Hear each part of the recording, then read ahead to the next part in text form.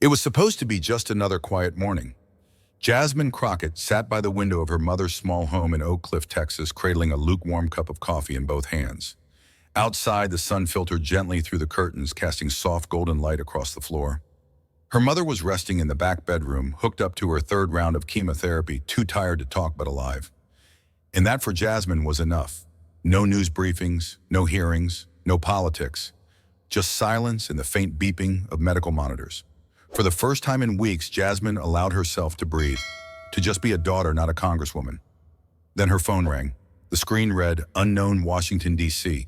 She almost didn't answer, but something in her gut told her to pick up. Something quiet, something wrong. "Congresswoman Crockett, yes, we need you in D.C. immediately. Oversight Committee, noon. Sensitive material, national security level clearance. I'm not scheduled for anything today. This isn't on the calendar." The voice was calm, too calm, not like a regular staffer, not even like someone from her party. It felt practiced, tight, like they were reading from a script someone else had written. Jasmine stood, her heart pounding in her chest. She looked toward the hallway where her mother was still sleeping. She had promised she wouldn't leave again, but something had shifted. Something was pulling her back to Washington. And it wouldn't wait. The black SUV pulled up in silence. It was 8:45 a.m. sharp when Jasmine stepped out of her house and into the still Texas morning. The driver didn't speak. He didn't have to. Everything about this day already felt wrong. The ride to the airport was quiet, too quiet.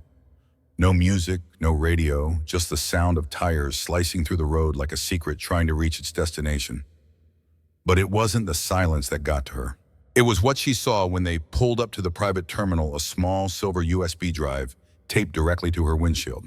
No envelope, no bag, no note, just a folded scrap of paper tucked under the wiper blade. She stepped closer. Her heart beat faster. The handwriting was blocky urgent. 4 words, "Play this alone." That's when the chill set in. It wasn't just the message, it was the where. Who in the world had been close enough to plant something on her car undetected? Jasmine looked around.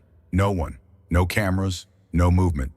Just the wind shifting like it too knew something wasn't right. She peeled the USB off slowly, her fingers trembling, and tucked it into her coat pocket. It felt warm, or maybe her hands were just cold. She didn't say a word to the driver, just climbed into the SUV and stared out the window the whole ride to D.C. But for the first time in her life, Jasmine Crockett felt watched. She waited until the hallway was empty. At exactly 11:06 a.m., Jasmine excused herself from the Oversight Committee's pre-hearing prep. No one stopped her. No one even looked up. Everyone thought she was going to the restroom. Instead, she stepped into a side office, shut the door locked. It pulled the blinds. Then she pulled the USB from her coat pocket and slid it into the secure laptop. No password, no menu, just a single folder, confidential Myers-Ethel. Her breath caught. She double-clicked the only file inside DNA report 7913.ddf. The screen flashed and steadied. What stared back was cold clinical, 2 pages of genetic sequencing columns of markers, alleles dates, and then a line in bold at the bottom. Child 7912, 99.97%, paternal match, DJT. Jasmine froze. DJT. Those 3 letters screamed louder than any headline. Her heart slammed against her ribs. Her palms went cold. She tried to breathe, couldn't. This couldn't be real. It couldn't. She scrolled up again, down, again. Sample date March 12, 2000, subject female age. 13 status missing Laboratory of Genomics Institute, Iceland custodian, redacted watermark, Epstein and Global Trust. Her mind spun. This wasn't just some internet rumor. This wasn't conspiracy. This was a medical document, official, stamped, watermarked, and archived. And someone had given it to her. On purpose. Jasmine leaned back in the chair. Her lungs still tight. Shock flooded into fear. Fear gave way to anger. And underneath the anger, something deeper, doubt. If this was real, what else had they buried? The name on the file wasn't just a name. It was a wound. Maren Connors, age 13, admitted to the Palm Bay Transitional Youth Shelter 3 miles from Epstein's Florida estate. No birth certificate, no legal guardian, no listed emergency contact. Just 1 word scribbled under custody status, unclaimed. Jasmine stared at the intake report. The handwriting was messy rush, like someone had tried to fill out a form and forget the child in the same breath. She flipped to the next page. Behavioral notes. Rarely speaks. Flinches when touched. Avoids eye contact. Cries in her sleep. Her breath caught. These weren't just notes.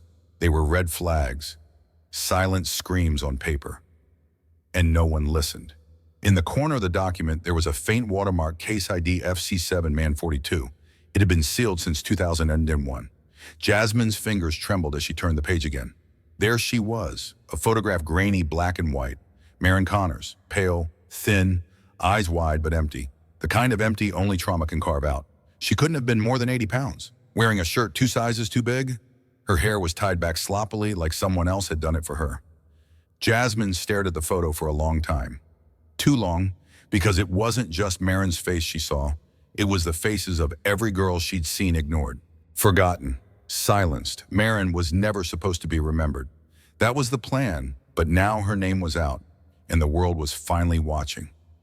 It was all there, or rather, it wasn't. The intake records from the Palm Bay shelter were painfully empty.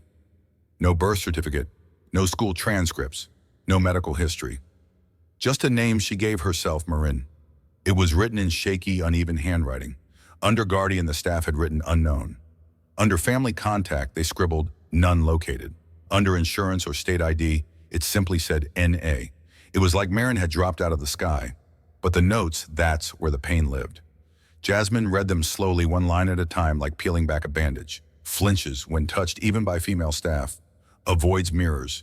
Refuses to change clothes without blanket coverage. Startled by loud male voices. Shows distress when seeing a man in a suit. Sleeps in fetal position. Cries but never screams. No history, no story, just fear. Each line hit like a punch to the gut. This wasn't just trauma, this was deliberate erasure. Somebody didn't just abuse this child. They erased her identity and dumped her in a place where no one would ask too many questions. Jasmine sat back, hands trembling.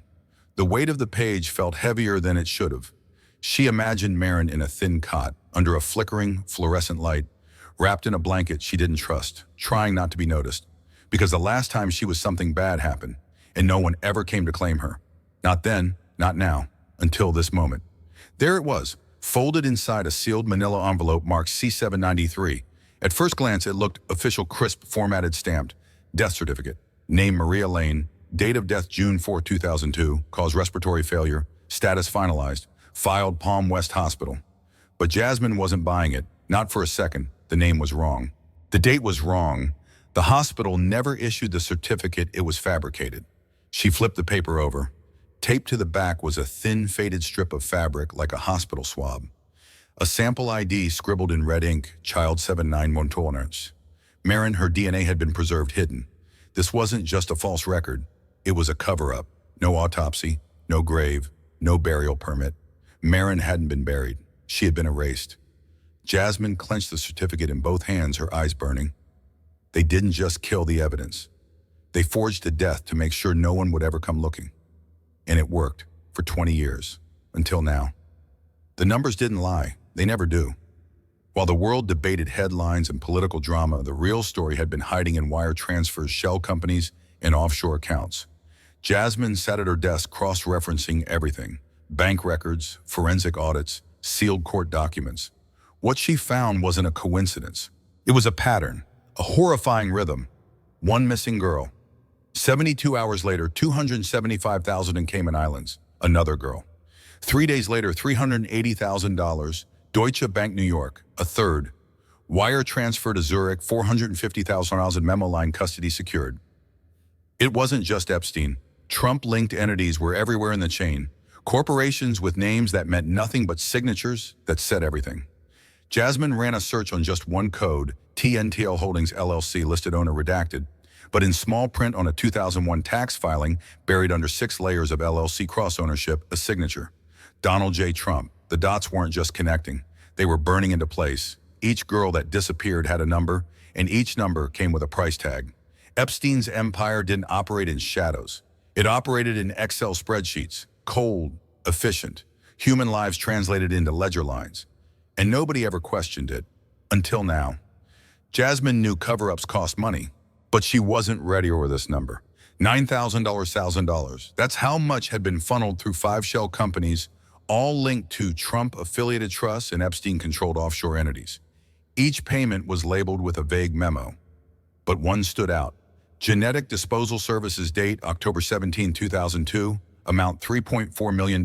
Destination Deutsche Trust NY Sender. TNC Strategic Holdings. Signed DJT. She stared at the screen. The words didn't look real. They looked like something out of a spy novel. But this wasn't fiction. This was a receipt. Worse, this wasn't a one-man operation. Every layer was protected. A private lab in Iceland, a legal firm in Delaware, a medical courier in Miami, a tax accountant in Zurich, and none of them ever asked a question because they didn't need to. They were paid not to notice. Jasmine flagged one of the invoices. It was from a pediatric genetics specialist, a man who had testified in 3 congressional hearings about child welfare standards. But in 2002, he'd been paid $225 to adjust DNA sample entries for foreign clients. Another document showed a law firm filing a certificate of fetal expiration, a term that doesn't even legally exist. A lie, invented, rubber-stamped, filed, buried. She felt her stomach twist. This wasn't sloppy corruption. This was a machine, slick, polished, precise, and it ran on blood and silence. The meeting was off the books. No cameras, no notes, just a time, a place, and a man in the shadows. Embassy Row, 11:30 p.m., an abandoned townhouse behind a crumbling iron gate. The rain fell in sheets. Jasmine's coat was soaked, her heart louder than the thunder. She stepped inside. No lights, no greeting, just the creak of floorboards and a figure standing in the corner. Mid-40s, Scandinavian accent, face half hidden beneath a hoodie. Hands shaking not from cold, but from memory. "You found the report," he said. Not a question, a confirmation. "I did," Jasmine replied, eyes never leaving him. "Now tell me what no one else will." He nodded, and then the dam broke. "I worked at Reykjavik Genomics Institute from 1997 to 2003. During that time, we processed over 1,200 samples, most anonymous. But one was different." His voice cracked. "It came with 2 legal gag orders, one from a Delaware firm, one from Manhattan. The sample was flagged as a reproductive anomaly. It triggered our internal ethics alert." Jasmine leaned in. What kind of anomaly? The girl was 13. The genetic profile showed signs of forced conception. The markers were unmistakable. The father was not a donor. He was named DJT. We were told to delete all backups and purge physical samples. He pulled something from his pocket, a copy of the original shipping invoice now wrinkled and yellowed. It listed the contents as Biomedical Preservation Destination U.S. Memo C791, Transfer Custody, seal signed at the bottom, J. Epstein. Next to it, initials DJT. Jasmine's blood turned to ice. "You knew what they were doing," she whispered. He didn't flinch. He just said, "I knew. That's why I left." But no one believed me. Not until you. No speech, no prep team, no security entourage, just a woman in a black coat and a USB drive that could break a presidency. Jasmine Crockett entered the oversight chamber like she had nothing to lose because after what she'd seen, she didn't. In her left hand, a manila envelope. In her right, a crumpled letter. Both would change the room forever. The chamber was packed, cameras everywhere. Whispers turned to silence as she walked past senators, staffers, and aides. All eyes followed her like a storm brewing over calm water. At the far end of the hearing table sat Donald J. Trump, tanned, relaxed, hands folded like he owned the floor. And that smile. That smug, I already won kind of smile. The kind that said, "This is just theater." But Jasmine didn't flinch. She didn't look at the cameras. She didn't even look at the committee chair. She walked straight to the evidence display table, placed the USB down, and said one sentence. "This is not about politics. This is about the girl you all forgot." The room froze. Trump leaned back, arms crossed, still smirking. But something in his eyes flickered, and Jasmine saw it. She unsealed the envelope and laid out 3 things: the original DNA summary, the shelter intake log, the letter from Iceland. Then, with a voice just above a whisper, "I didn't come here to argue. I came here to testify. Not as a congresswoman, but as someone who's buried too many truths." 1 second of silence. 2, 3. Then Senator Booker stood. "Madam Chair, I move to suspend questioning until this material is entered into record." Trump sat forward finally. Smile gone. The lights dimmed slightly as the projector clicked on. A blue screen blinked, then loaded the file from Jasmine's USB. 3 documents appeared side by side. A DNA report from an Icelandic lab, a medical intake form from a Miami shelter. A child's diary scanned and translated. Jasmine didn't say a word. She let the silence build. Then she stepped to the microphone. Her voice didn't tremble. What you're looking at is the last medical record of a girl named Maren Connors listed missing in 2000. She clicked once. The DNA report zoomed in. 2 names glowed on the screen. Mother unknown, father Donald J. Trump, probability 99.997% gas. 1 senator dropped their pen. A staffer covered her mouth. Jasmine continued unwavering. This is not an allegation. This is science. This is a match. Another click. The diary entry opened. In childlike handwriting, he gave me a pink dress today. Said I looked presidential. I wanted my mom. The chamber fell deadly still. Jasmine looked up, not at the committee, not at the cameras, but straight ahead. Then she said it. The father of this child is sitting behind me right now. There was a beat of silence. Then chaos, shouts, flashbulbs, reporters standing, chairs scraping. But Jasmine stood still, calm, unshaken. She took a breath, turned to the committee chair and said, I move that this evidence be entered into the congressional record under Article 8, subsection 14, evidence of misconduct by a sitting or former executive official. C-SPAN cameras zoomed in. Trump didn't move, but his eyes were no longer smirking. They were scanning for exits. For a moment, the room spun into silence. Trump didn't speak. He smirked, then chuckled, then exploded. He slammed his palm on the mahogany table so hard the microphone jumped. This is AI-generated trash, a smear job. A damn deep fake. His voice boomed through the chamber, bouncing off the oak-paneled walls. Reporters leaned in. Jasmine didn't flinch. She simply tapped one more file on her laptop. Audio file Connors room. 2002, wave duration, 00329, format unaltered, timestamp verified by 2 forensic labs. She clicked play. For a few seconds, only static. Then his voice. Donald J. Trump. Clear, unedited, calm, cold. Then it never happened. Understand, you shut your mouth and it never happened. Gasps. Not just the voice, but the tone. That brutal transactional calm. Another voice replied, a girl, but my stomach hurts. I want to go home, Trump's voice again. No one's coming. You're lucky I picked you at all. The audio ended, but the silence didn't. Trump leaned back. His smirk was gone. He looked around the room, but this time he saw no allies. Only people staring, only people hearing. Jasmine leaned forward.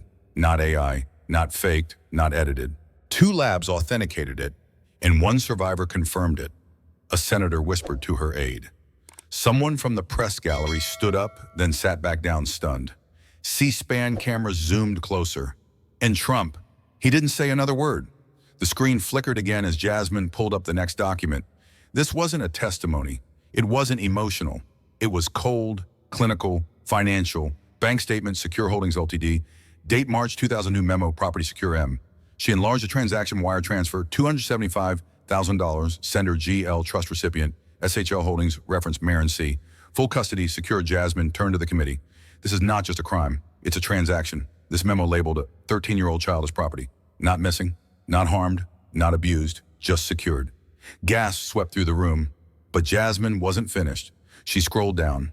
There were 24 more transactions spanning 5 years. Each one had the same pattern. A child's initials, a dollar amount.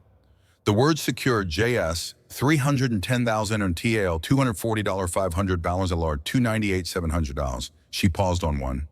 AW, $400,000, and then said AW stood for Amanda Wallace, reported missing in 2001, the day after this wire went through. One senator whispered, oh my God. Jasmine faced them all. Every one of these girls had a file. Every file had a price, and every price was paid. The courtroom lights dimmed slightly, then the screen lit up again. But this time it wasn't Jasmine controlling it. It was a remote access feed. Lines of green code scrolled like a digital river across the monitors. A distorted voice echoed through the speakers. You can call me Echolade. I used to build their encryption systems, until I saw what I was actually securing. Gasps again. A map appeared, then spreadsheets, then digital folders labeled with letters and numbers. Asset MO3.CP1 USD 275K, Asset A22 DEM PV. USD 400K, the voice continued. They coded it like a shipping inventory. M-C custody, P pregnancy, 0 not pregnant. Confirmed pregnant people froze in their seats. Every girl was tagged like product. If she was sold into custody, C1 if she got pregnant. If she died, she was marked with a D. He paused. then pulled up the raw data logs. These files came from a server Epstein ran offshore until it mysteriously crashed. I rebuilt it from fragments. The screen flashed red. Recovered entries. 21. Another screen split open rows and rows of girls. Dates, ages, locations, transaction amounts. This was no longer conspiracy. It was accounting. And it was all real. The room had gone still. No more code, no more numbers, no more statements. Just Jasmine, holding a small recorder. She pressed play. A crackle. Then a girl's trembling voice. "Tell my mother I forgive her. Tell her it wasn't her fault. Tell her I know she tried." Someone in the room sobbed. The voice continued, "I just wanted to go home. I'm scared of the men in suits. I'm scared of the cold beds and locked doors." Jasmine didn't say a word. She just let Maren Connor speak. "If anyone hears this, please don't forget me. I was here. I was real. And my name is Maren." The courtroom was silent. Even the cameras had stopped clicking. Trump, sitting at the far end of the room, had gone completely pale. Jasmine finally looked up. "You said it was AI, but that's a real voice. That's a child, and that child had a name." The silence cracked, first a gasp, then quiet tears. Not just from the audience, but from senators, staffers, and even a cameraman. That voice, that one recording, had shattered more than just politics. Truth has a price. And for Jasmine Crockett, it started showing up in ways no one expected. First came the anonymous calls. Block number 137 AM. "Stop digging, or we'll bury you next." Then a package arrived on her porch. Inside, a small porcelain doll. Its lips were stitched shut with a single red thread. A note was taped to its chest. "Silence is safety."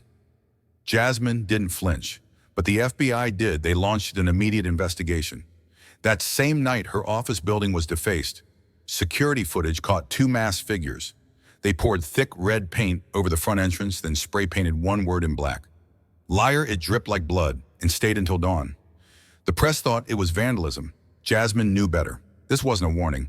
It was a declaration of war. The FBI offered full protection, black SUVs, shadow agents, bulletproof routines. But Jasmine Crockett said one thing: "If safety means silence, I want no part of it." She still walked into her office at 8:00 AM sharp, still parked in her usual spot, still drank the same black coffee from the corner cart, still smiled at the receptionist. But inside, the fear had shape. It had breath. She no longer locked her doors out of habit. She locked them because of threat maps, real ones the FBI showed her. Her name had shown up in 3 encrypted messages. One referred to her as the mouth that must be closed. But she kept speaking. Her staff pleaded. Her mother cried on the phone. Even anonymous allies warned her to pause just for a week. Jasmine shook her head. They want the headlines to fade. They want Maren to be forgotten. I won't give them that. She wasn't suicidal. She was strategic. She printed extra copies of the USB content, stored them in 5 different states. She trained herself to spot a tail, started carrying a recording pen. She was ready. But every step outside now felt like walking into a loaded room. And still she walked. She wasn't supposed to know. But she read it anyway. In 2018, according to a former aide, Melania Trump came across a sealed folder while organizing a private archive in Trump Tower. Inside, a report labeled Maren C status reassigned.